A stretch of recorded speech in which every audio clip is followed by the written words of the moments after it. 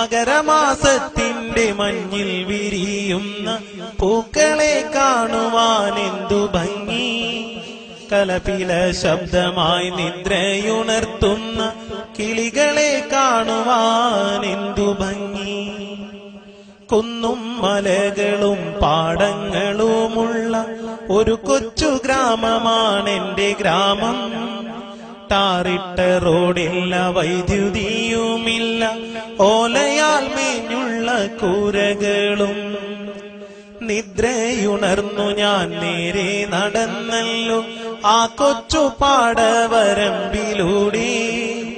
മകരമാസത്തിന്റെ മഞ്ഞിൻ കണങ്ങളെ മുത്തുപോൽ തഴുകിയ പുല്ലിലൂടെ.